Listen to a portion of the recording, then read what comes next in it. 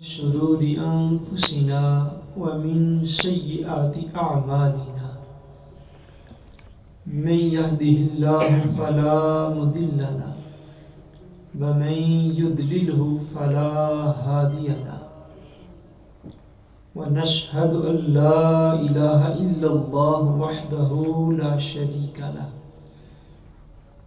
ونشهد أن محمدا عبده ورسوله. أما بعد، أعوذ بالله من الشيطان الرجيم. بسم الله الرحمن الرحيم. قل لا أسألكم عليه أجرا إلا المودة في القربى. صدق الله العظيم. إن الله وملائكته يصلون على النبي يا أيها الذين آمنوا صلوا عليه وسلموا تسليما. اللهم صل على سيدنا ومولانا محمد وعلى آله وأصحابه وبارك وسلم. اللهم صل على سيدنا ومولانا محمد وعلى آله وأصحابه وبارك وسلم. الصلاة والسلام عليك يا رسول الله وعلى آلك وأصحابك يا حبيب الله. اللہ تبارک و تعالی وحدہ لا شریک کا بے پایاں فضل و کرم اور احسان و انعام ہے کہ جس نے باعث تخلیق کائنات، رحمت للعالمین، شافع روز جزا، خاتم النبیین، خاتم المعصومین، مظہر ذات و صفات حق تعالی حضور سیدنا محمد مصطفیٰ صلی اللہ علیہ وآلہ وسلم کے مبارک وسیلہ سے ہم سب کو دولت ایمان عطا فرمائی. اللہ تبارک و تعالی کما حقہ ہم اس دولت کی قدر کرنے کی توفیق عطا فرمائے. بحمد اللہ تعالی زہرا شہید کربلا حضرت سید امام حسین رضی اللہ تعالیٰ عنہ آپ کی یاد میں اور عظیم قربانی کی یاد میں بحمد اللہ تعالی اس سال کی نمی محفل پاک جو ہے آج اس کا انعقاد کیا جا رہا ہے.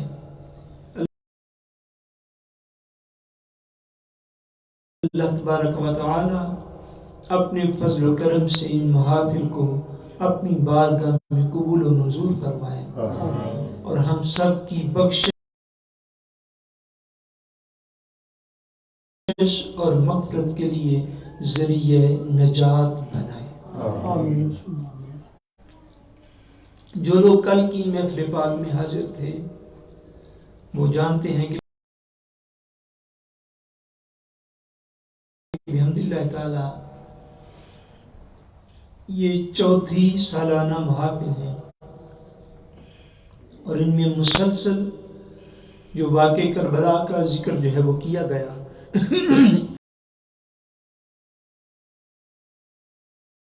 کل کی نشست میں ہم نے خاندان نبوت کا کوفہ سے لے کر دمشق تک کا جو سفر تھا واقع کربلا کے بعد اس کے اہم واقعات جو ہیں ان کو بیان کرنے کی سعادت حاصل کی تھی.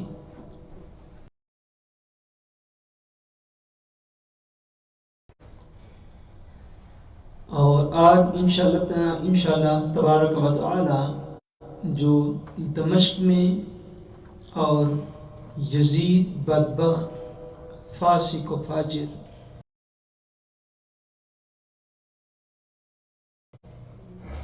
اس کے دربار میں جو واقعات رونما ہوئے ان کا ہم جو ہے وہ اختصار کے ساتھ ذکر کریں گے.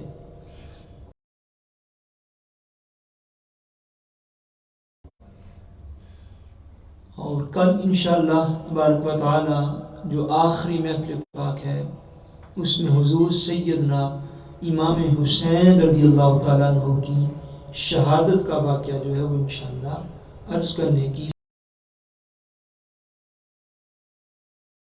سعادت حاصل کی جائے.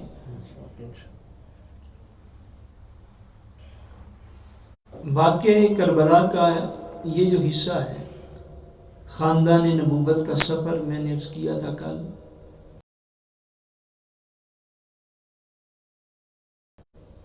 کہ عام جو اس دور کے معروف راستے تھے ان سے ہٹ کر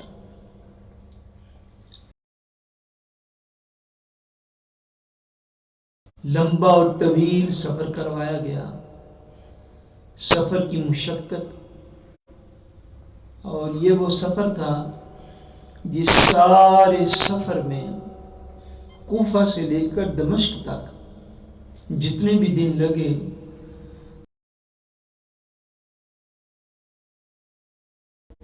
امام العابدین، امام الزاہدین، امام الکاملین، امام الصائمین، امام القائمین،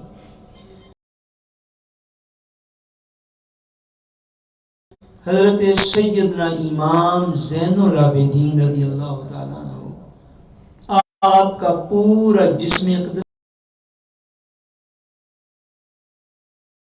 جو ہے وہ بیڑیوں میں جھگڑا ہوا تھا. یہ سارے سفر پاؤں سے لے کر گلے مبارک تک مورخین نے لکھا ہے.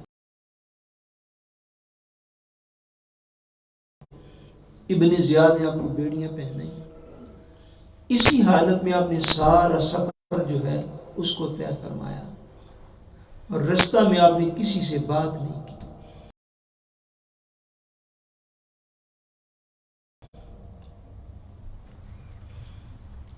قافلہ جب دمشق کے اندر داخل ہوا تک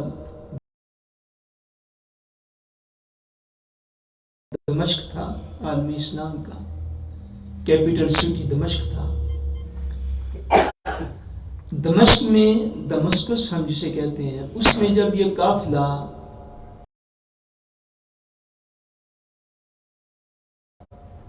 داخل ہوا تو سینکڑوں ہزاروں کی تعداد میں لوگ دیکھنے والے جو ہیں وہ بھی دائیں بائیں موجود تھے. کسی شخص نے حضرت سیدنا امام زین العابدین سے پوچھا کہ آپ لوگ کون ہیں؟ آپ لوگ کون ہیں؟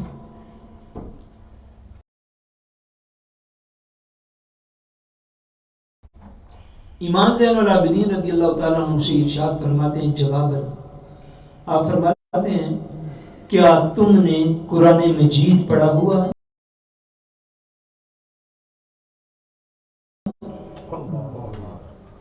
ہم سے پوچھتے ہو کہ ہم کون ہیں، تو سوال یہ فرمایا کہ کیا تم نے قرآن مجید پڑھا ہوا ہے؟ اس نے کہا جی پڑھا ہوا ہے.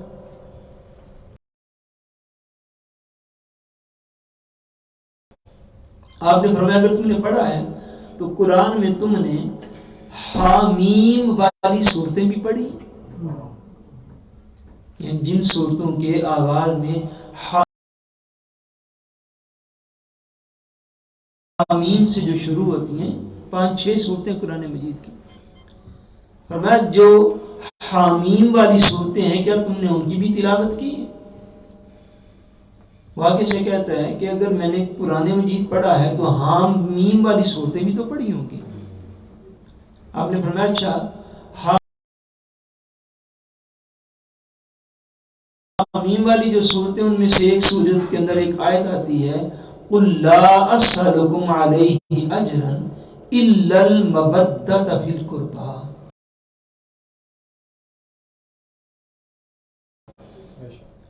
کہ اے حبیب ان سے فرما دو کہ میں تم سے اپنی تبلیغ دین پر کوئی اجر نہیں مانگتا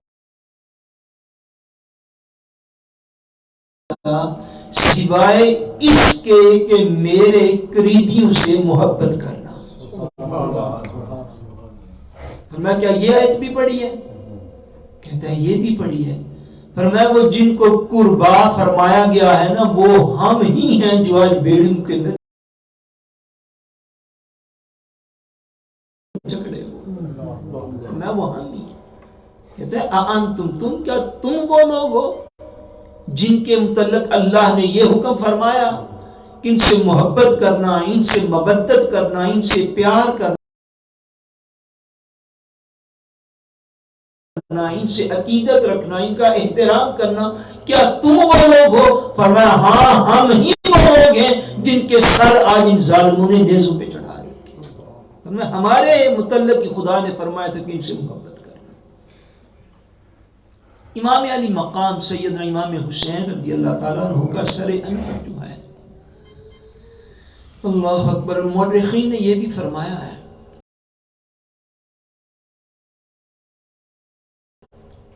کہ پہلا سر جو نیزے پہ چڑھا کر شہر شہر پھرایا گیا وہ بھی سر حسین پاک کا ہے۔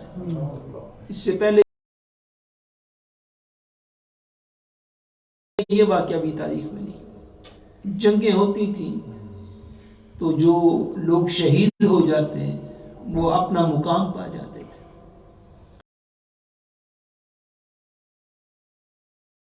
لیکن ایسا کبھی نہیں تھا ہوا کہ شہداء کے سروں کو گلی گلی، محلہ محلہ، شہر شہر پھرایا جائے، حتیٰ کہ کربلا سے کوفہ، کوفہ سے پھر دمشق تک جو تھا وہ پھرایا گیا۔ دوسری طرف اللہ تبارک و تعالیٰ کی بارگاہ میں آپ کے مقام و مرتبہ کا عالم تھا۔ یہ واقعہ بھی دمشق کے بازار میں پیش آیا کہ حضرت سیدنا امام حسین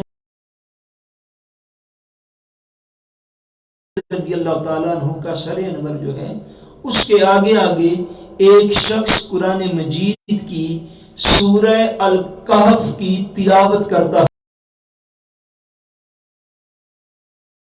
ہوا جا رہا تھا۔ کون سی سورت؟ سورت الکہف، سورہ کہف کی تلاوت کر رہا تھا۔ امام پاک کا سر انور نیزے پر، وہ آگے آگے تلاوت کرتا جا رہا ہے۔ جب وہ اس آیت کریمہ پر پہنچا نا، ام حسبتا ان اصحاب الکہف والرقیم کانوا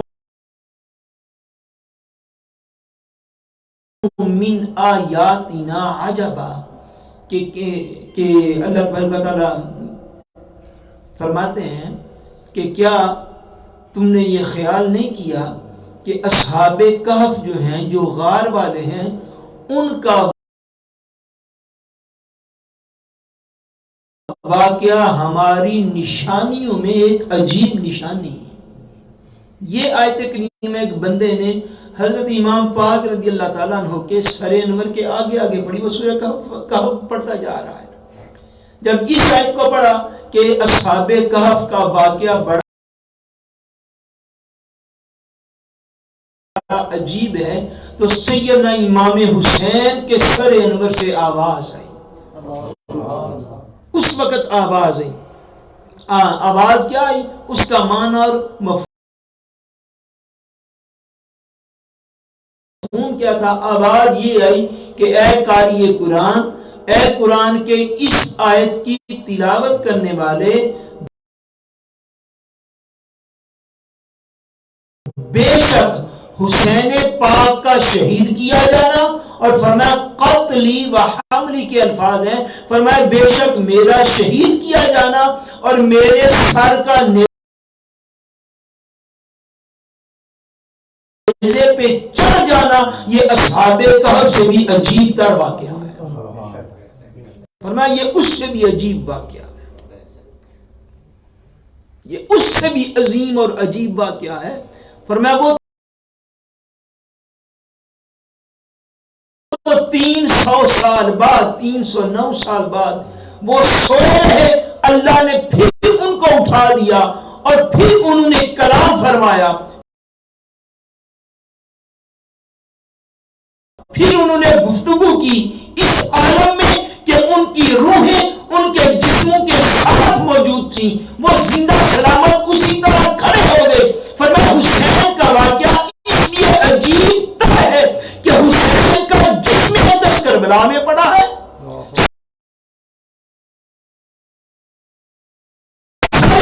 دمشق کے بازار میں چل رہا ہے، اور قرآن تم پڑھ رہے ہو، جواب حسین دے رہا ہے۔ حسین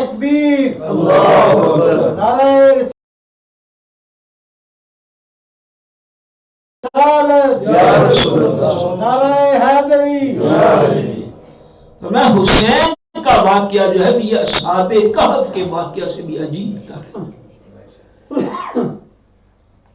قافلہ خاندان نبوت جو ہے یہ چلتا چلتا یزید بدبخت کے دربار میں پہنچا۔ این تاریخ کے اس موڑ پر یزید کا بڑا عجیب رویہ جو ہے وہ بھی معتبر کتب تاریخ کے اندر لکھا ہوا ہے، اور آپ سنیں گے تو حیران رہ جائیں گے، کیونکہ واقعہ کا یہ جو پہلے چونکہ عام طور پر بیان نہیں ہوتا اور نہیں کیا جاتا۔ زہر بن قیس نامی ایک بندہ تھا جس کو عبید اللہ بن زیاد نے کوفہ سے بھیجا تھا کہ جا کے یزید کو سارے واقعہ کی خبر دو، اور تاریخ کی جتنی معتبر کتب ہے، مثلا تاریخ طبری ہے اور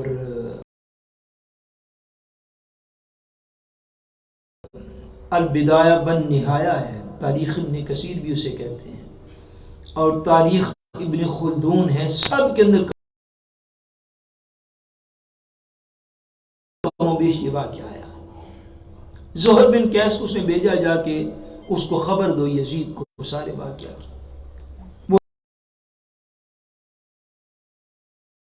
وہ یزید کے پاس آیا، یزید کو اس نے سارا واقعہ اپنے الفاظ میں جس طرح وہ سنا سکتا تھا وہ اس نے سنایا کہ کربلا میں اس طرح ہوا، اتنے امام پاک کے ساتھی تھے، اتنے ان کے خاندان کے لوگ تھے، اتنے دیگر محبت کرنے والے تھے، اس وقت جو تھی وہ جنگ شروع ہوئی، اس وقت ختم ہوئی، وہ سارا واقعہ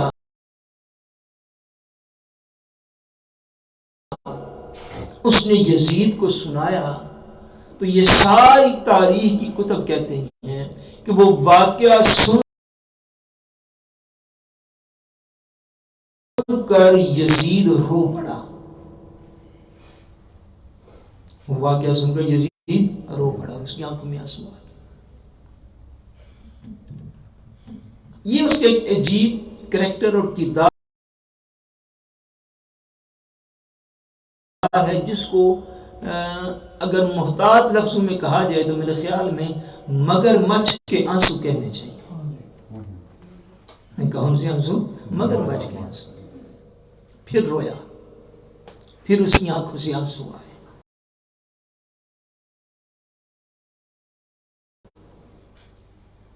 اس نے سارا واقعہ سنایا۔ ایک اور شخص تھا، وہ بھی یزید کو کربلا کا واقعہ اس نے بھی سنایا، وہ اس قافلہ خاندان نبوت کے ساتھ تھا۔ اس نے دربار میں باہر کھڑے ہو کے آواز دی اور یزید کو کہا کہ میں وہ شخص ہوں کہ جس نے اس عظمت والی حیثیت کے عظیم انسان کو جو ہے وہ اس کا سر لے کر تو آیا ہوں۔ اس طرح اس نے کلمات کہے جس کا اندر سے یزید نے بڑا سخت جواب دیا، اور اس کا ماں کا نام لے کر کہا کہ برا اور بدکار وہ شخص ہے، اس بندے کا نام لیا اس نے کہ جس کی ماں نے تجھ جیسا پیدا کیا ہے، یعنی اس سے بھی وہ ناراض ہوا کہ تم مجھے یہ بات اس طرح کیوں تم نے سنائی۔ یہ اس کا کریکٹر اور کردار کا ایک وہ رخ ہے کہ جو بڑا عجیب و غریب رخ ہے۔ ایک چیز جو ہے یہ مورخین نے ضرور لکھی ہے،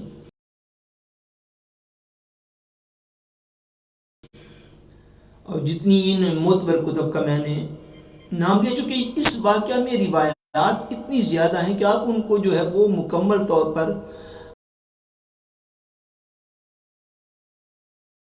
پھر کتب کے اپنے اپنے نبو ہوتے ہیں، درجات ہوتے ہیں، اس کے حوالے سے یہ معروف کتب ہے۔ ایک بات اکثر مورخین نے لکھی ہے کہ یزید نے جتنے بھی امام حسین رضی اللہ تعالیٰ عنہ کی شہادت کے واقعہ میں جتنے بھی لوگ ملوث تھے، یزید نے کسی کو بھی انعام و اکرام نہیں دیا، کسی کو بھی انعام و اکرام نہیں دیا۔ اور دوسری طرف حالت یہ ہے کہ کسی ایک بھی شخص کو اس نے اس پر سزا بھی نہیں دی، سزا بھی نہیں دی، حالانکہ وہ اپنا پورا کرو فر سے حکمران تھا۔ بلکہ آپ اس دور کی تاریخ کا جائزہ لیں تو اس میں کوئی شک نہیں کہ اس دور کی سپر پاور اسلام ہی تھا جس کے تخت پر وہ بیٹھا ہوا تھا، یہ پورے اختیارات تھے اس کے پاس۔ لیکن اکثر مورخین نے لکھا ہے کہ اس نے کسی کو انعام و اکرام سے بھی نوازا نہیں۔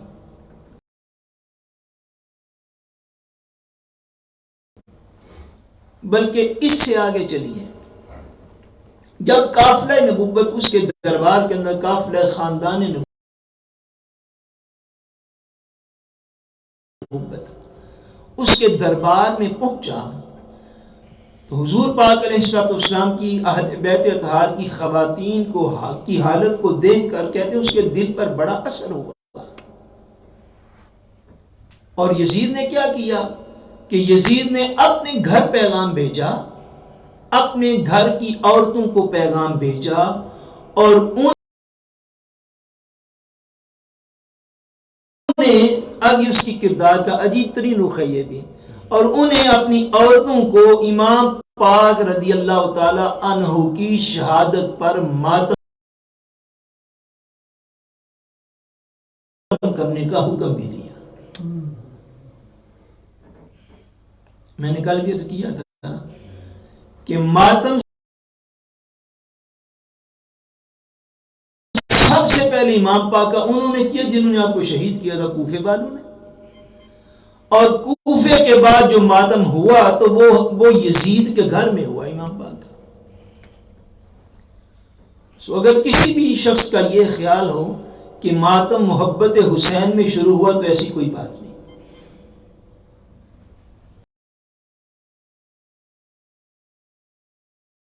یہ سب سے پہلے حسین پاک کو شہید کرنے والے اور سیدنا امام حسین رضی اللہ تعالی عنہ کے قافلہ خاندان نبوت کے اوپر ظلم و ستم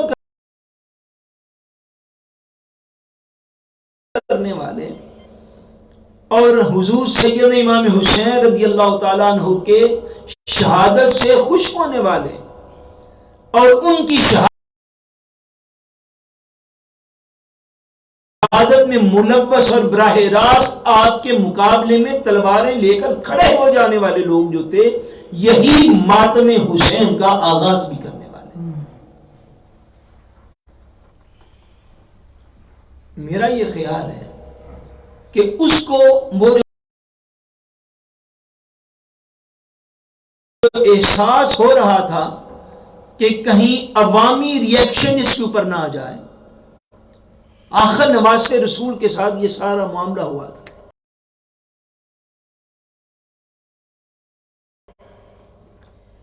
کہیں جو ہے وہ ایسی بات نہ ہو جائے کہ پبلک جو ہے وہ یکدم میرے خلاف اٹھ کے کھڑی ہو جائے۔ اس عمل کو روکنے کے لیے آخر حکمران تھا، آخر سیاستدان تھا، اس نے وہ سارے کام کیے کہ جس سے وہ اس ریئیکٹ کو روک سکتا ہو۔ یہ کام اس نے کیے۔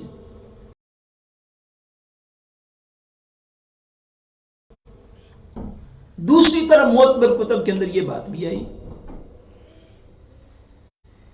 کہ جب خاندان نبوت کا یہ بابر قافلہ یزید کے دربار میں پہنچا تو یزید نے حضرت سیدنا امام حسین رضی اللہ تعالیٰ عنہ کا سر انور جو ہے وہ اس کے سامنے جو ہے وہ پیش کیا گیا۔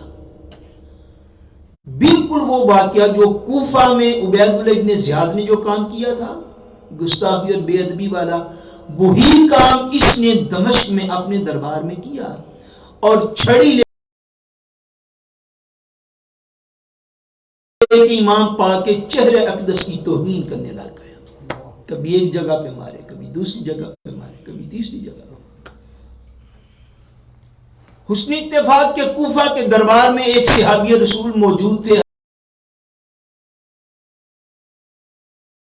حضرت زید بن ارقم رضی اللہ تعالیٰ عنہ، اور ادھر دمشق کے دربار میں ایک اور صحابی رسول حضرت ابو برزہ اسلمی رضی اللہ تعالیٰ عنہ،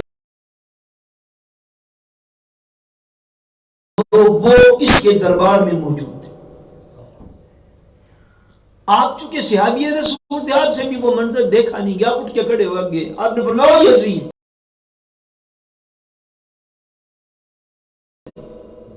خدا کی عزت کی قسم، جس چہرے انور کے اوپر تو چھڑیاں مار رہا ہے، میں نے اپنی آنکھوں سے مصطفیٰ کریم کو اس چہرے کو چومتے ہوئے دیکھا ہے۔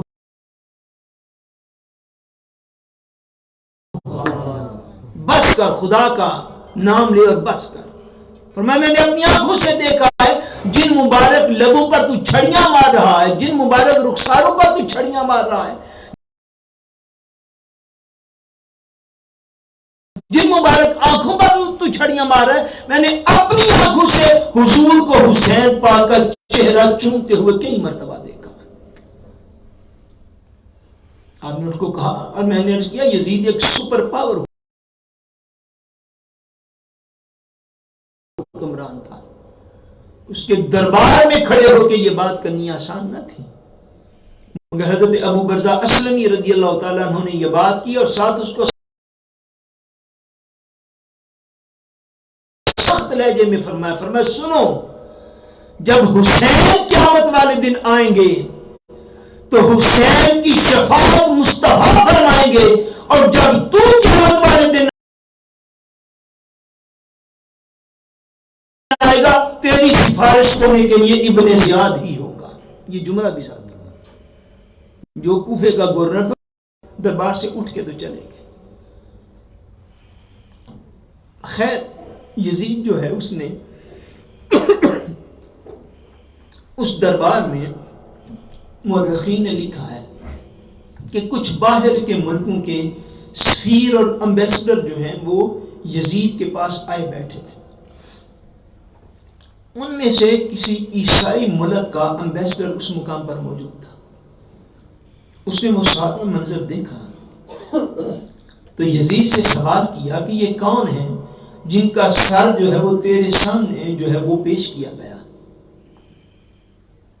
یزید نے سارا تعارف کروایا، کہتا یہ حسین ابن علی۔ اس نے پوچھا علی کون ہے؟ اس نے کہا کہ وہ خلیفہ راشد گزرے پہلے۔ ان کا اور کوئی تعارف؟ کہتا ہے کہ یہ ہمارے نبی کی بیٹی جو فاطمہ ہیں، یہ ان کا بیٹا ہے۔ کہتے ہیں وہ جو عیسائی سفیر تھا، عیسائی سفیر ایمبیسڈر، وہ بڑا حیران ہوا. اس نے کہا یزید کتنے بدبخت لوگ ہو تم، کتنی بری قوم ہو. اس نے کہا ہمارے پاس حضرت سیدنا عیسیٰ علیہ السلام جو ہمارے نبی ہیں، آپ گدھے کے اوپر سواری فرمایا کرتے تھے. اس نے کہا ہمارے پاس ہمارے نبی جس گدھے پر سوار ہوتے تھے اس گدھے کا ایک قدم کا نشان ہمارے پاس موجود ہے. اور اس نے کہا سارا عالم عیسائیت جو ہے اس گدھے کے زمین پر جو قدم کا نشان ہے آج بھی اس کی تعظیم کرتا ہے. کیا آج بھی اس کی تعظیم کرتا ہے. اور تم کتنے برے لوگ ہو، یہ اس کے لفظ ہیں جو اس تاریخی روایت کے اندر موجود ہے. اس نے کہا تم کتنے برے لوگ ہو کہ حسین پاک میں اور تمہارے نبی پاک میں درمیان میں صرف ایک بیٹی آتی ہے. میں نے کہا کچھ صدیاں تھوڑی گزری ہیں، کوئی 1000 سال تھوڑے گزرے ہیں، صرف ایک واسطے کے ساتھ یہ حضور کے نواسے ہیں اور تم نے انہی کا سر جو ہے وہ نیزے پر چڑھا دیا. تم کس طرح کے اپنے نبی کے ماننے والے. ایک روایت میں ہے کہ اسی دربار میں ایک یہودی بھی کوئی بیٹھا ہوا تھا.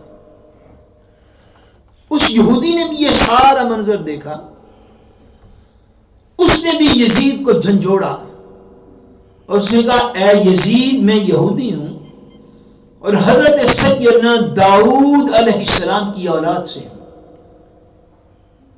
کس نبی کی اولاد سے ہوں؟ سیدنا داؤد علیہ السلام کی اولاد سے ہوں. میں یہودی ہوں، ایک نبی کی اولاد سے ہوں. اور اس نے کہا میرے اور سیدنا داؤد علیہ السلام کے درمیان 70 پشتیں گزر چکی. کتنی پشتیں؟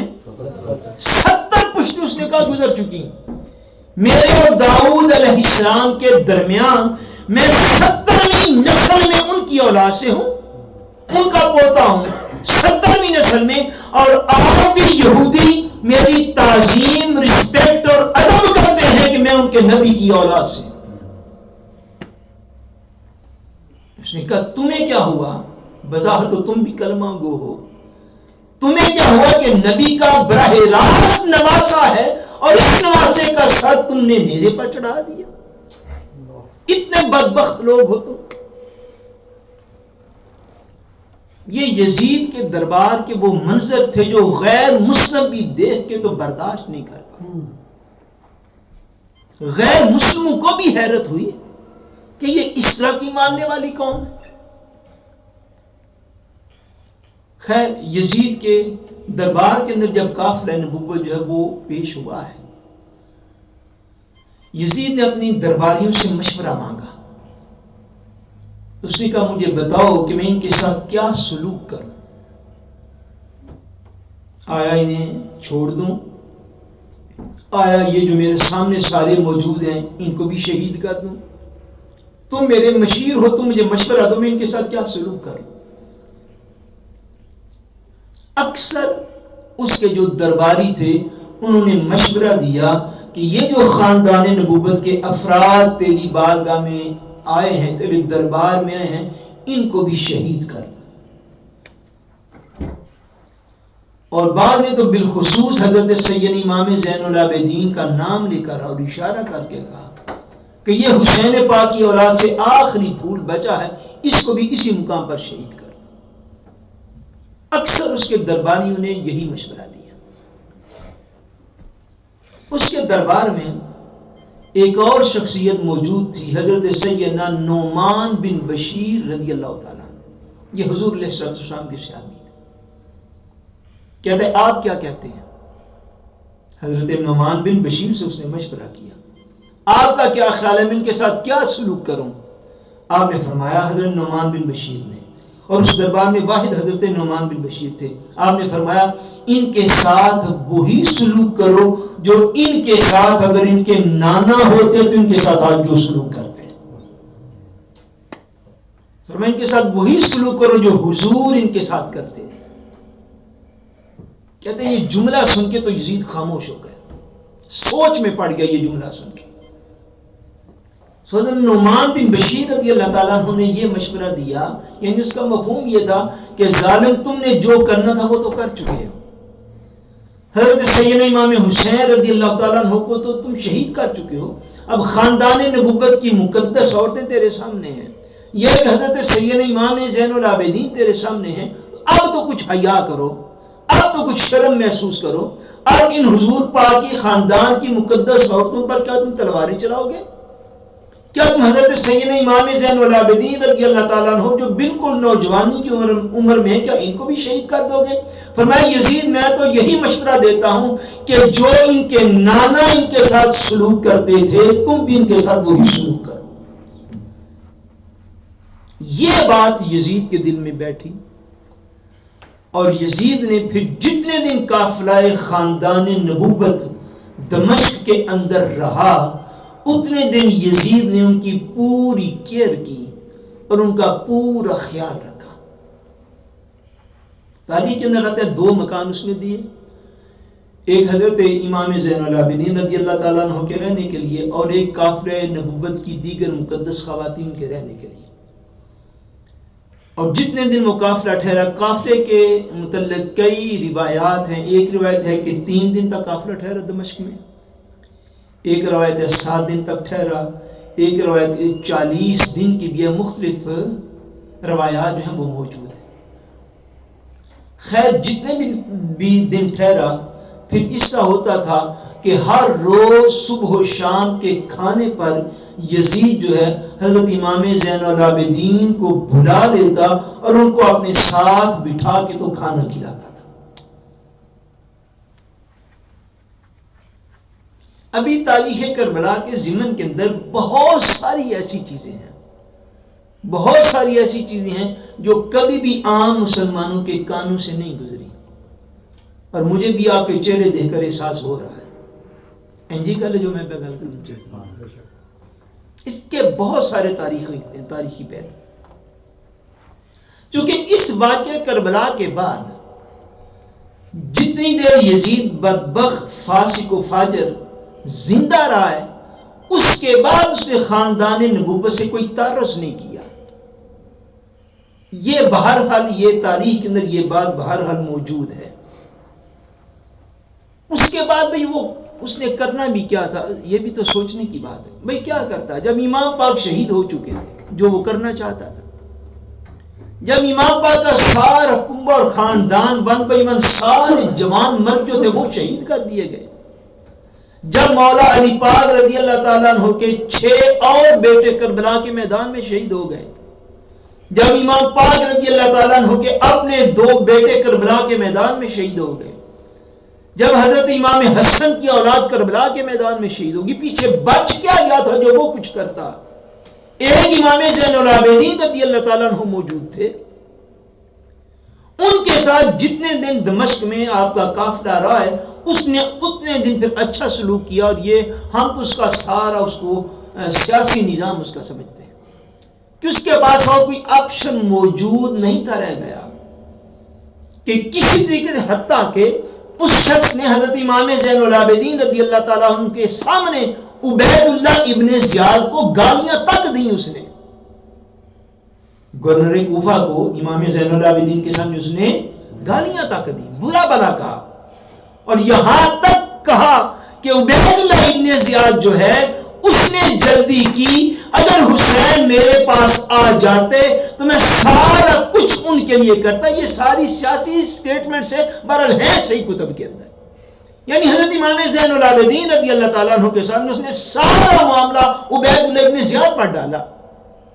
اس نے کہا کہ اگر وہ امام کو میرے پاس بھیج دیتا تو جو وہ شرط رکھتے میں مان جاتا۔ اس حد تک اس کے لفظ ہیں کہ اگر میرے بچے بھی قربان ہوتے تو میں مان جاتا، مگر یہ کہ عبید اللہ ابن زیاد نے جلدی کی، اس نے سارے سٹیپ اٹھے وغیرہ وغیرہ اینڈ سو آن، بتایا کہ میں ذمہ داری سے عبرت کر رہا ہوں کہ اس نے آپ کے سامنے اس کو گالیاں تک دی کہ اس نے کیا ہے جو کیا ہے۔ جب قافلہ نبوت اس کے دربار میں پہنچا، اس کے بعد سے لے کر جتنی دیر تک وہ بدبخت، وہ ظالم، وہ فاسق، وہ فاجر زندہ رہا ہے، اتنی دیر تک اس نے بعد میں کوئی تکلیف نہیں دی، مگر وہی بات ہے دیتا تو پھر اور دیتا بھی کس کو؟ جو کام ہونا تھا وہ تو ہو چکا ہوا تھا، مگر اس کے بعد اس نے تھوڑا آفستند کا لیا، یوں سمجھ لیجئے تھوڑا فاصلہ رکھ لیا، حتیٰ کہ حضرت امام زین العابدین رضی اللہ تعالیٰ عنہ کو کہتا ہے جب قافلہ دمشق سے جانے لگا، بلکہ اس سے پہلے ایک آدھ کتب کے اندر یہ واقعات بھی آئے ہیں کہ حضرت سیدنا امام زین العابدین بولیے رضی اللہ تعالیٰ عنہ، حضرت امام زین العابدین کو وہ کہتا ہے کہ آپ کی کوئی خواہش ہو تو آپ ارشاد فرمائیے۔ آپ نے فرمایا اور تو خواہش کوئی نہیں، تم اس طرح کرو کہ جو جمعے والا دن قریب آ رہا ہے، جامعہ مسجد دمشق ہے جو، اس کے اندر خطبہ مجھے ارشاد فرمانے دو، اس کے اندر خطبہ جو ہے وہ مجھے ارشاد فرمائے، خطبہ میں دوں گا جمعے کا۔ خیر مان گیا، کہتا ہے ٹھیک ہے۔ بعد میں یزید قبل اس کے جمعے کا دن آتا ہے تو یزید پہلے ہی جو تھا اس کو یہ خیال ہوا کہ میں نے غلط فیصلہ کر دیا ہے، خطبہ جمعہ جو ہے وہ امام زین العابدین کو جو میں نے کہہ دیا یہ میں نے فیصلہ غلط کر لیا ہے، بہتر ہے ہمارا خطیب ہی جمعہ پڑھائے۔ خیر کہتا ہے آپ نے جمعہ پڑھا کے کیا کرنا ہے؟ تو ہمارا جو خطیب ہے اس نے اپنا جو آلریڈی خطیب تھا اس کو بلایا، تو اس کو کہا جمعہ تم پڑھاؤ۔ آپ نے فرمایا نہیں، تم نے وعدہ کیا ہوا کہ تم جو ہے وہ مجھے جمعے کے اوپر خطاب کا موقع دو گے جامعہ مسجد دمشق میں۔ خیر وعدہ کر چکا تھا، مانا۔ مورخین کہتے ہیں کہ سیدنا امام زین العابدین رضی اللہ تعالیٰ عنہ نے جو خطاب فرمایا نا، اس خطاب کا عنوان یہ تھا اور اس کے کلمات یہ تھے، جہاں سے آپ کو پتا آپ کی عمر پاک تھوڑی تھی، معروف روایت تو یہ ہے کہ حضرت امام زین العابدین رضی اللہ تعالیٰ عنہ کی کربلا کے واقعہ میں 12-13 سال عمر شریف تھی، صرف 12 یا 13 سال، بعد میں 18 سال تک بھی ارشاد فرمائی۔ مطلب تاریخ ہے، یہ کوئی حدیث یا قرآن تو نہیں ہے، تاریخ میں روایات ایسے ہی آتی ہیں۔ میں دوسری طرف نکل نہ جاؤں، مگر جب میں تاریخ کے اوپر لوگوں کو لڑتے ہوئے دیکھتا ہوں تو مجھے بڑی حیرانی ہوتی ہے، کیونکہ تاریخ ہوتی ہے، اس میں روایات میں اتنا فرق ہوتا ہے کہ آپ سوچ بھی نہیں سکتے۔ کوئی ایک روایت جو پاپولر ہوتی ہے وہ بیان کر دی جاتی ہے، ہر بات ہر جلسے میں کی نہیں جاتی، اور اس کے لیے الگ کلاسز اس لیے ہوتی ہیں جو باقاعدہ علم دین کی ہوتی ہیں۔ میں یہ عرض کر رہا ہوں 12 سے 18 سال تک کی عمر شریف کی جو وہ روایات موجود ہے۔ خیر آپ کی عمر بس بہرحال تھوڑی تھی۔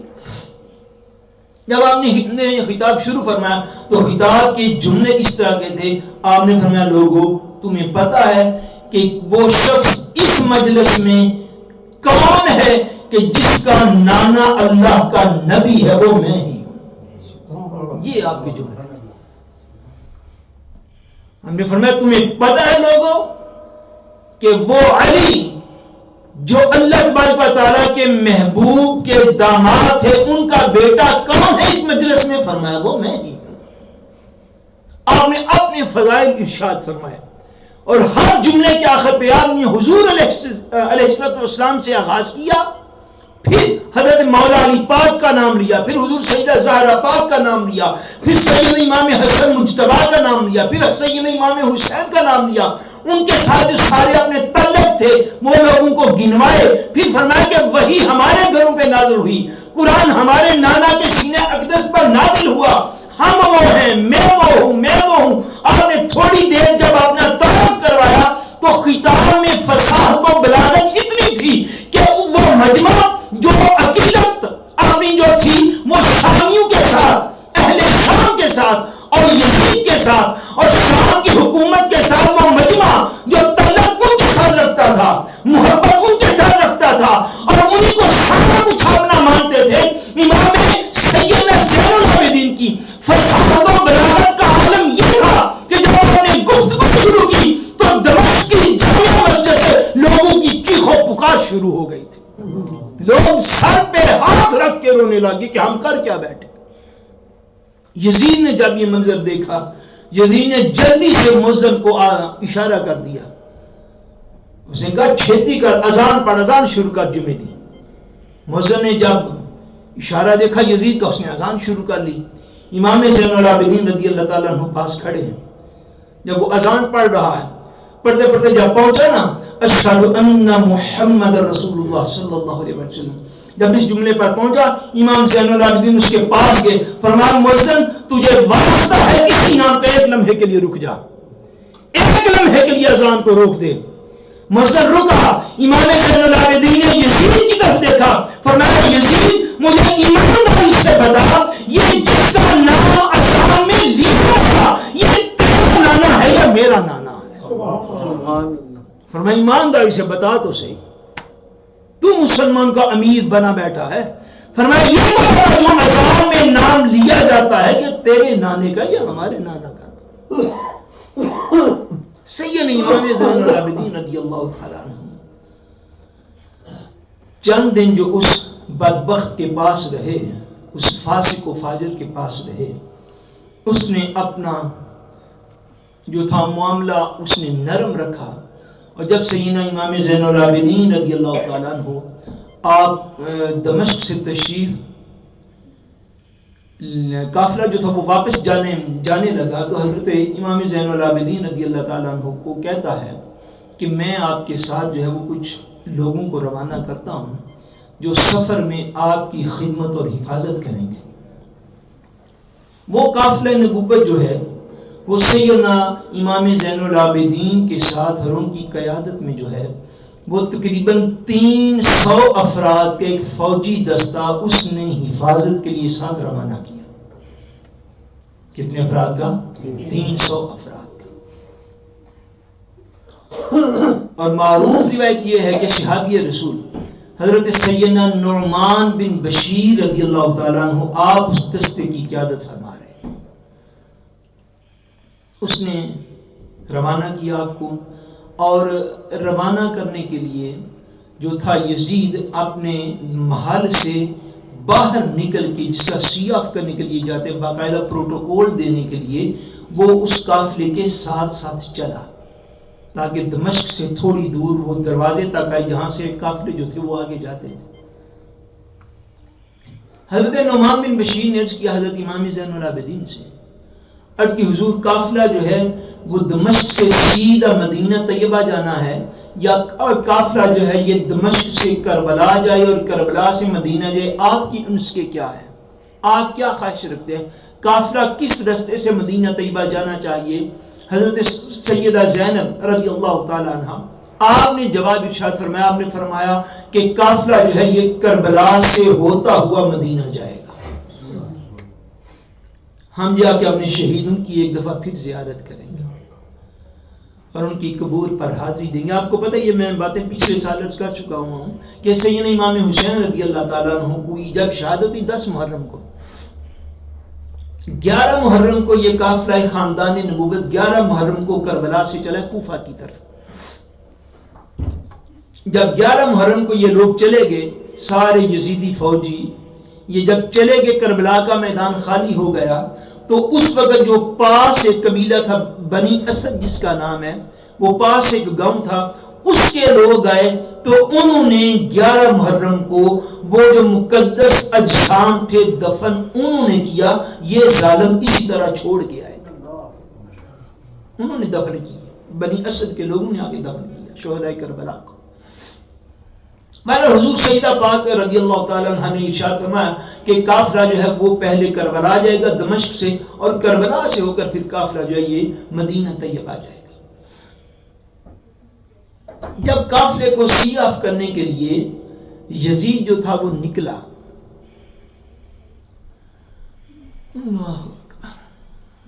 جب یہ نکلا سیاف کرنے کے لیے قافلہ کو، تو آگے گلی میں کوئی قصاب تھا، قصاب جو کسی بکری کو ذبح کر رہا تھا، اور بکری کو ذبح کرنے سے پہلے وہ حسب معمول جس سے ان کا ایک رواج اور دستور ہوتا ہے وہ جانور کو پانی پلا رہا تھا، ذبح سے پہلے اس کو پانی پلا رہا تھا۔ حضرت سیدہ زینب رضی اللہ تعالیٰ عنہ کی نظر پڑ گئی، آپ کی نظر پڑ گئی تو آپ نے یزید کو پکارا، آپ نے فرمایا کیوں یزید، کیا میرے بھائی کو شہید کرتے وقت تمہاری فوجوں کو اتنی توفیق بھی نہ ہوئی؟ جو لوگ جانوروں کے ساتھ بھی سلوک کر دیتے ہیں، کیا تمہاری فوجوں کو ہمارا اتنا خیال بھی نہ آیا کہ تم نے ہمیں پیاسے ہی شہید کر ڈالا؟ لوگ تو جانوروں تک کا اتنا خیال کرتے ہیں. پریشان اور شرمندہ ہو کے بات کو اس نے سن لیا. حضرت امام زین العابدین رضی اللہ تعالیٰ عنہ کو اس نے سیاہ کیا اور قافلہ خاندان نبوت جو ہے یہ وہاں سے کربلا گیا اور کربلا سے پھر مدینہ منورہ گیا. مدینہ منورہ میں حضرت سیدہ زینب رضی اللہ تعالیٰ عنہ آپ کے خامند اور شوہر حضرت سیدنا عبداللہ بن جعفر رضی اللہ تعالیٰ عنہ، حضرت سیدنا عبداللہ بن جعفر رضی اللہ تعالیٰ عنہ یہ آپ کے شوہر تھے، اور حضرت جعفر طیار رضی اللہ تعالیٰ عنہ کے صاحبزادے تھے. حضرت سیدنا امام حسین رضی اللہ تعالیٰ عنہ کے کیا ہوئے؟ پھر بہنوئی ہوئے حضرت عبداللہ بن جعفر رضی اللہ تعالیٰ عنہ. آپ کو خبر پہنچی سیدنا امام حسین رضی اللہ تعالیٰ عنہ کی شہادت کی خبر پہنچی، اور ساتھ بندے نے یہ بھی بتایا جی آپ کے بھی دونوں صاحبزادے حضرت اون محمد رضی اللہ تعالیٰ عنہما وہ دونوں کربلا کے میدان میں شہید ہو گئے. لوگ آپ کے پاس تعزیت کے لیے جمع ہو گئے. آپ کا ایک غلام تھا. غلام، ہر بندے کی تعزیت کا ایک اپنا اپنا انداز ہوتا ہے. وہ غلام جو تھا وہ کوئی اچھی نیت والا بندہ نہیں تھا. آپ کے پاس بیٹھا ہوا تعزیت کر رہا ہے، باقی لوگ بھی آپ کے پاس آئے واقعہ کربلا کی خبریں سن کر. وہ غلام کہتے ہیں حضرت عبداللہ بن جعفر کو کہتا ہے کہ آپ کے بیٹے جو ہے نا وہ امام حسین رضی اللہ تعالیٰ عنہ کی وجہ سے شہید ہو گئے. اگر امام حسین یہ سٹیپ نہ اٹھاتے تو آپ کے بیٹوں کو تو یہ قربانی نہ دینی پڑتی. اس طرح کے جذبات کو اس نے اظہار کیا. کتب سیرت میں آتا ہے کہ حضرت عبداللہ بن جعفر رضی اللہ تعالیٰ عنہ نے اپنا جوتا اتارا اور جوتا اتار کے اپنے غلام کو مارا. آپ نے فرمایا تم بدبخت کیا کہتے ہو، کیسی تعزیت کرنے آئے ہو میرے پاس کہ حضرت امام حسین رضی اللہ تعالیٰ عنہ کی وجہ سے میرے بیٹے؟ فرمایا نہیں ایسی بات نہیں، مجھے خدا کی قسم ہے اگر میں کربلا کے میدان میں ہوتا تو میں بھی حسین پر اپنی جان کو قربان کر دیتا. یوں کہ جن نے فرمایا حسین پاک کا مقام بڑا بلند ہے. فرمایا یہ تو میں وہاں پہ موجود نہ تھا، میرے بیٹے موجود تھے. اللہ کا شکر ہے کہ وہ اللہ کے راستے میں اپنے ماموں جان کے کہنے پر قربان ہو گئے. فرمایا اگر میں بھی وہاں پر موجود ہوتا حسین کے نام پر میں بھی جان کی بازی لگا دیتا. یہ اہل بیت اطہار کے وہ جذبات ایمانی تھے جن کا مقابلہ یزید اور یزیدیوں کے پاس تو نہ تھا. جذبات کا مقابلہ جو ہے یہ کبھی بھی جو ہے یہ کتابوں میں بڑے ہوئے لوگ نہیں کر سکتے. یہ بات ذہن نشین کیجیے. یہ ٹی وی سکرینوں کے پیچھے بیٹھے ہوئے اینکرز وہ جذبات کا مقابلہ نہیں کر سکتے. وہ صرف لوگوں کو گمراہ ضرور کر سکتے ہیں. یہ ان کو بھی پتا ہے اگر قوم اپنی کسی بھی دینی ایمانی نقطے پر اکٹھی ہو جائے اور جذباتی ہو جائے تو وہ ہر چیز کو بہا کے لے جاتی ہے. نہیں یقین آتا تو افغانستان کو دیکھ لیجیے. یہ جذبات بندے کے ایمان کی حرارت کا باعث ہوتے ہیں. ایک تاریخی پہلو جو ہے وہ میں عرض کر کے تو بات کو ختم کر دیتا ہوں. یہ ایک تاریخی بحث ہے اس کے اندر کہ سیدنا نواز رسول حضور سیدنا امام حسین رضی اللہ تعالیٰ عنہ کا سر انور جو ہے وہ کہاں پہ ہے. یہ ایک تاریخی بحث ہے. اب آپ کو سمجھیں کہ سر انور جو تھا اس کا معاملہ کیا بنا. چونکہ کربلا شریف کے اندر جو مزار مقدس ہے آج بھی وہ مزار مقدس حضور سیدنا امام حسین رضی اللہ تعالیٰ عنہ کے جسم اطہر پر ہی ہے. جسم اطہر چونکہ کربلا میں تھا اور آپ کا سر انور جو ہے وہ کہاں ہے. اس پہ تاریخ میں 2-3 روایات جو ہیں وہ موجود ہیں جو میں آپ کی خدمت میں عرض کرنا چاہتا ہوں تاکہ یہ سبجیکٹ جو ہے یہ آج کی گفتگو میں مکمل ہو جائے انشاءاللہ. ایک روایت یہ ہے میں نے کسی کتاب کے اندر پڑھی, ابھی کتاب میرے ذہن میں نہیں آج, ہاں پڑھا بھی میں نے آج کل نہیں, لیکن جب مختلف کتابوں سے پڑھنا تو پھر چیزیں جو ہے وہ مکس اپ ہو جاتی ہے بعض اوقات.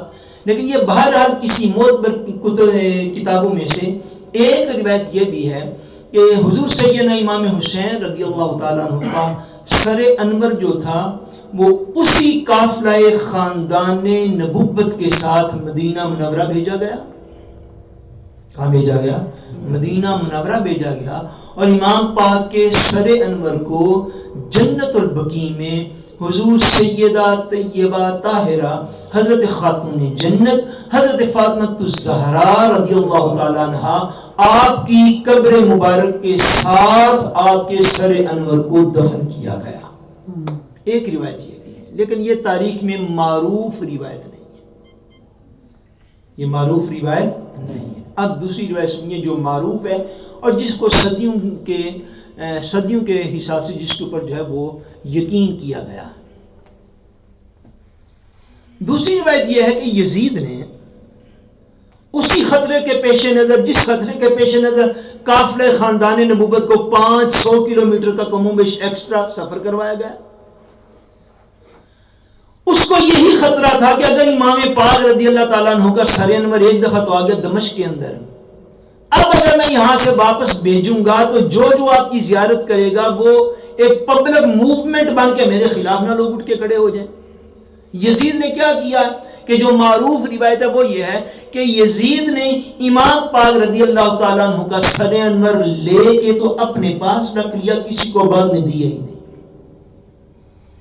کسی کو بعد میں اس نے دیا ہی نہیں. اور اپنے شاہی خزانے میں جو بیت المال تھا جہاں پہ خزانہ موجود ہوتا تھا وہاں پہ اس نے ایک صندوق کے اندر بند کر کے امام پاک کا سر انور وہاں پہ رکھ لیا اور کسی کو بعد میں اس نے دیا ہی نہیں.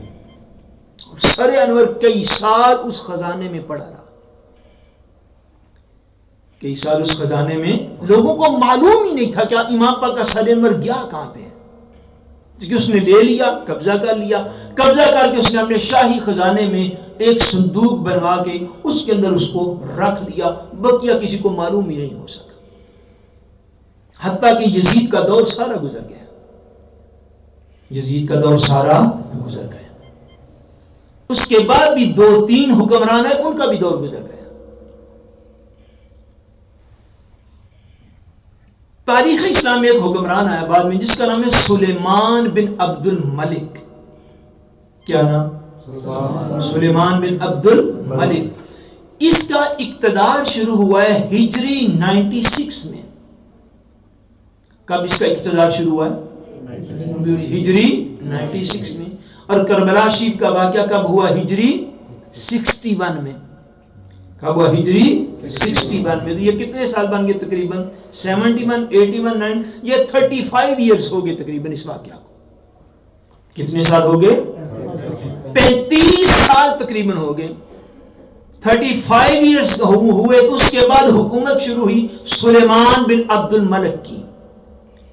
سلیمان بن عبد الملک کی حکومت میں شاہی خزانے کا وہ صندوق کھولا گیا.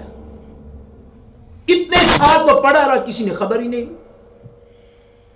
ہوتا ہے ایک چیز ایک سائڈ پہ رکھ دی جاتی ہے، اس کی ضرورت نہیں پڑتی، کوئی کھولتا نہیں، کوئی دیکھتا نہیں.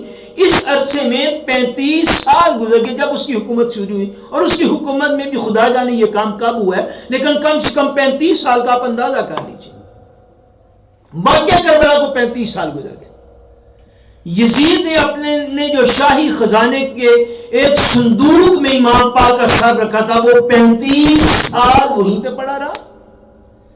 اور 35 سال کے بعد جب کھلا وہ صندوق کھولا گیا تو سر انور اس کے اندر یوں چمک رہا تھا جیسے چہرہ کسی زندہ انسان کا ہوتا ہے. اور سر مبارک کو اٹھایا تو خون بھی ابھی تازہ تھا، خون بھی ابھی تازہ تھا جیسے آج شہادت ہوئی. یہ نواسے رسول ہیں، یہ جنتی جوانوں کے سردار، یہ وہ شہید ہیں جن کی قرآن نے عظمت بیان کی کہ شہید مردہ ہوتا نہیں. صبح اس آیت پاک کے حوالے سے انشاءاللہ کروں. یہ شہادت کا وہ عظیم مرتبہ ہے. 35 سال کے بعد جب کھولا گیا تو 35 سال کے بعد بھی تازہ خون نکل رہا تھا اور چہرے انور جو تھا وہ انوار و تجلیات سے روشن تھا. چہرے سے انوار و تجلیات نکل رہے تھے. کچھ عرصہ کے بعد سلیمان بن عبد الملک کے دور کے بعد جو تھا اس کو دمشق کا ایک امرودے تھا عقلان میں اس کو بھیجا گیا سر انور کو. عقلان میں یعنی رکھ دیا گیا. اور اس وقت ایک اسلامی خلافت کا یعنی اسلامی جو بھی حکومت تھی اس کا ایک وزیر تھا جس کا نام تھا بدر جلال. کیا نام اس کا؟ بدر جلال. اس کو پتہ چلا کہ فلاں مقام پہ امام حسین رضی اللہ تعالیٰ عنہ کا سر انور ہے، تو اس نے اس صندوق کو اس مقام پر جہاں پر موجود تھا وہاں پہ رکھ کے اس کے ارد گرد عظیم الشان روزہ اور مزار جو تھا وہ تعمیر کروا دیا. کس شہر میں؟ دمشق میں، عقلان کے امرودے میں. اس نے عظیم الشان جو تھا اس کے اوپر روزہ انور بنایا اور اس کو اس وزیر کے نام کی وجہ سے مشہد بدر کہتے تھے. مشہد بدر اس جگہ کا نام پڑ گیا تھا کیونکہ وہ بدر جلال وہ وزیر تھا جس نے وہ ساری خدمت کی تاکہ امام پاک رضی اللہ تعالیٰ عنہ کا سر انور جو ہے یہ محفوظ رہ سکے اور لوگ اس کی زیارت کے لیے اس مقام پہ حاضری دے. اس نے ایک روزہ انور بنوایا، وہاں پہ وہ صندوق رکھا گیا اور اس جگہ کو مشہد بدر کہتے تھے. یہ دمشق میں کئی 100 سال آپ کہہ لیجئے سر انور جو ہے وہ وہاں پہ پڑا رہا ہے. پھر وقت گزرا. ایک روایت یہ ہے کہ مصر میں جب فاطمیوں کی حکومت آئی، کس خاندان کی؟ آل فاطمہ رضی اللہ تعالیٰ عنہ، یعنی ان کو باقاعدہ تاریخ میں نام دیا جاتا ہے یعنی فاطمیہ کی حکومت. یعنی پہلے بنی امیہ کی حکومت جب بادشاہت کا آغاز ہوا، اس کے بعد بنو عباس کی حکومت اور اس کے بعد فاطمیوں کی حکومت جو ہے یہ آئی ہے مصر کے علاقے میں. بعض مورخین نے یہ کہا ہے کہ جب آل فاطمہ رضی اللہ تعالیٰ عنہ جب ان کی حکومت مصر کے علاقے میں آئی تو یہ شام سے دمشق سے حضور سیدنا امام حسین رضی اللہ تعالیٰ عنہ کا سر انور یہ لوگ جو تھے دمشق سے مصر لے کر گئے. دمشق سے مصر لے کر گئے ایجپٹ میں. بعض روایات اور بھی ہیں کہ نہیں اس کی وجہ کچھ اور تھی، لیکن جو بھی وجہ تھی یہ ہجری 548 کا یہ واقعہ ہے. ہجری 548 کا یہ واقعہ ہے. 548 ہجری کا یہ واقعہ ہے، یعنی واقعہ کربلا کے کئی 100 سال بعد، کئی 100 سال تک آپ کا سر انور دمشق میں موجود رہا ہے. پھر وہاں سے جو ہے یہ کسی بھی سبب کی وجہ سے جو بھی سبب اس کا بنا یہ جو تھا 548 میں لوگوں نے اس سر انور کی زیارت جو ہے وہ مصر منتقل ہوا اور مصر میں جو تھا وہ سر انور موجود رہا. کس جگہ پر موجود رہا؟ مصر میں موجود رہا.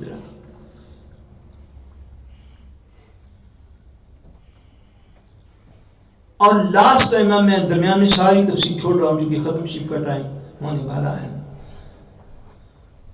لاسٹ ٹائم یہ جو ہے نا یہاں پہ معروف یونیورسٹی ہے کائرو کی مصر میں، جامعہ الازہر. کون سی یونیورسٹی؟ جامعہ الازہر. جامعہ الازہر کے سامنے سڑک سے دوسری طرف ایک جگہ پہ اس دور میں بھی وہ جگہ موجود ہے جس کو کہتے ہیں مشہد حسین. کیا کہتے ہیں؟ مشہد حسین رضی اللہ تعالیٰ عنہ اس جگہ کا نام ہے. اور لاسٹ ٹائم جو تھا 1321 ہجری میں، ابھی کیا ہوگی 1443، یعنی تقریباً 125 سال پہلے تقریباً جو تاریخی ریکارڈ جو ہے وہ موجود ہے. 1321 ہجری میں ایک وزیر تھا جس کا نام تھا شیخ سید محمود. اس شخص کے حوالے سے تاریخ کے اندر یہ روایت بہرحال موجود ہے کہ لاسٹ مرتبہ وہ جو تابوت آپ کا صندوق آپ کا پڑا ہوا ہے مشہد حسین کے اندر، اب اس بلڈنگ کا کیا نام ہے؟ مشہد حسین رضی اللہ تعالیٰ عنہ، جامعۃ الازہر کے سامنے مصر کے اندر مشہد حسین میں آخری مرتبہ آج سے 125 سال پہلے وہ تابوت کھولا گیا تھا اور اس تابوت کی زیارت جو تھی وہ لوگوں نے کی تھی، براہ راست زیارت جنہوں نے کی۔ اب بھی لوگ وہاں پہ حاضر ہوتے ہیں، لیکن میرا خیال ہے جس سے زیادہ علم نہیں، میں سچ نہیں کر سکا ہوں کہ اب خدا جانے براہ راست زیارت ہوتی ہے یا نہیں ہوتی، لیکن مشہد حسین وہ موجود ہے۔ میرا خیال میں زیارت نہیں ہوتی ہوگی، کیونکہ جب شروع میں بھی اس کو بالکل باقاعدہ دفن کیا گیا، اب یعنی باقاعدہ جب دفن ہو جائے چیز تو اس کے بعد صاحب اس کی صورت مثل قبر ہو جاتی ہے، مثل قبر ہو جاتی ہے، تو پھر براہ راست زیارت ممکن نہیں رہتی۔ یہ کسی بھی وجہ سے وہ بلڈنگ کھلی یا جو بھی ہوا، لیکن تاریخ کے اندر بہرحال یہ روایت موجود ہے کہ آج سے کم و بیش 125 سال پہلے وہ تابوت مبارک کھلا، وہ صندوق کھلا، اور اس شخص نے جس کا نام الشیخ سید محمود تھا، اس شخص نے حضور سید امام حسین رضی اللہ تعالیٰ عنہ کے چہرے انور کی اور اس سر مبارک کی براہ راست زیارت بھی کی، براہ راست زیارت بھی کی۔ جو سب سے معروف روایت ہے وہ یہی ہے کہ آپ کا سر انور جو ہے وہ اس وقت تک کئی صدیوں سے، یعنی گزشتہ 900 سال سے تقریباً ہجری 548 سے کم و بیش، پلس مائنس، چونکہ میں نے پہلے بھی عرض کیا یہ تاریخ ہے، ہجری 548 سے کم و بیش یہ سر انور جو ہے گزشتہ 900 سال سے یہ مصر میں موجود ہے۔ یہ کہاں پہ موجود ہے؟ ایجپٹ، مصر میں موجود ہے۔ اور آپ کا جسد اقدس، باقی جو جسم پاک ہے وہ کربلا میں موجود ہے، جہاں پہ آپ کا روزہ انور ہے۔ اور آپ کے فیوزات جو ہیں وہ ہر جگہ سے جاری و ساری، فیوزات ہر جگہ سے جاری و ساری ہیں۔ اور یہ اکرام کے بڑے بڑے مشاہدات ہیں، بڑے بڑے واقعات ہیں۔ اللہ تبارک و تعالی وحدہ لا شریک اپنے کرم اور فضل کے ساتھ ہم سب کو محبت اہل بیت رسول اور محبت صحابہ کرام رضوان اللہ تعالی علیہم اجمعین میں اللہ کریم ہمیں زندہ اور آباد رکھیں، اور اپنے فضل و کرم اور اہل بیت اطہار کی عظمت و وجاہت کا صدقہ ہم سب کا خاتمہ بالایمان فرمائے۔ وما علینا الا البلاغ۔